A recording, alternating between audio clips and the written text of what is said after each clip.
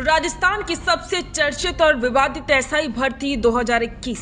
एक तरफ हजारों युवाओं का भविष्य है तो दूसरी तरफ रसूखदार चेहरों पर लगे गंभीर दाग। आरपीएससी के पूर्व सदस्य रामूराम रायका ने अब आर पार की जंग छेड़ दी है। हाईकोर्ट की एकल पीठ द्वारा की गई टिप्पणी के खिलाफ रायका खंडपीठ के दरवाजे पर पहुंचे हैं। उनकी दलील है कि जिन टिप्पणियों ने उनके बेदाग करियर पर कालिख पोती है वे सिर्फ सुनी सुनाई बातों पर आधारित हैं। क्या ये वाकई में न्याय की गुहार है या फिर साख बचाने की आखिरी कोशिश? रामूराम रायका की अपील में दर्द भी है और दलील भी। उनका कहना है कि 2018 से 2022 तक का उनका कार्यकाल पूरी तरह त्रुटि रहित रहा। रायका ने कोर्ट में कहा कि उन्हें बिना किसी फॉरेंसिक साक्ष्य या न्यायिक प्रमाण के आरोपी बनाया गया है। अपील में साफ लिखा है कि ऐसी टिप्पणियों ने उनके पेशे पर कलंक लगाया है और उन्हें ऐसी मानसिक पीड़ा दी है जिसकी भरपाई नामुमकिन है। उनका तर्क है कि एक संवैधानिक पद पर रहते हुए उन्होंने हमेशा पारदर्शिता बरती, लेकिन आज उन्हें केवल आरोपों के घेरे में खड़ा कर दिया गया है। सबसे बड़ा सवाल था कि एक ही परिवार के 2 बच्चों का टॉप रैंक आना।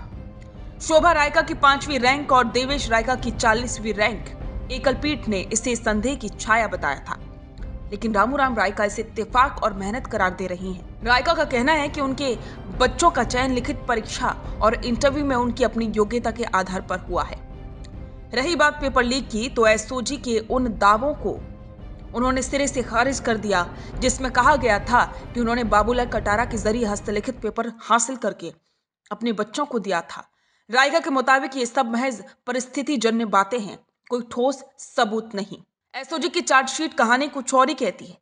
जांच के मुताबिक रायका ने न केवल पेपर लीक करवाया बल्कि बच्चों को अच्छे मार्क्स दिलाने के लिए तत्कालीन चेयरमैन और अन्य सदस्यों से मिली भगत भी की।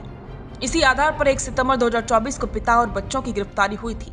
लेकिन अब रायका पूर्व चेयरमैन संजय श्रोत्रिय और मंजू शर्मा जैसे दिग्गजों के साथ खड़े होकर एकल पीठ में उस फैसले को चुनौती दे रही हैं जिसने पूरी भर्ती परीक्षा को ही रद्द कर दिया था। हाईकोर्ट की खंडपीठ ने यह अपील पर अब उस बड़े सिस्टम की परीक्षा लेगी जिसकी साख पर जस्टिस समीर जैन की बेंच ने सवाल उठाए थे। क्या खंडपीठ रामूराम रायका को राहत देगी?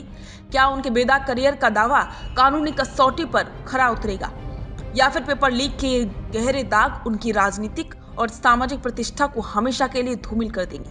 राजस्थान की जनता और हजारों अभ्यर्थी इस कानूनी लड़ाई के हर मोड़ पर नजर गड़ाए बैठे हैं, क्योंकि ये लड़ाई सिर्फ एक पूर्व सदस्य की नहीं बल्कि आरपीएससी की विश्वसनीयता की भी है। राजस्थान की हर बड़ी कानूनी और राजनीतिक खबर के लिए देखते रहिए द फैक्ट इंडिया। रुकिए और जरा ध्यान से सुनिए। क्या आप हमारी इन खबरों से अपने व्यापार को भी बढ़ाना चाहते हैं?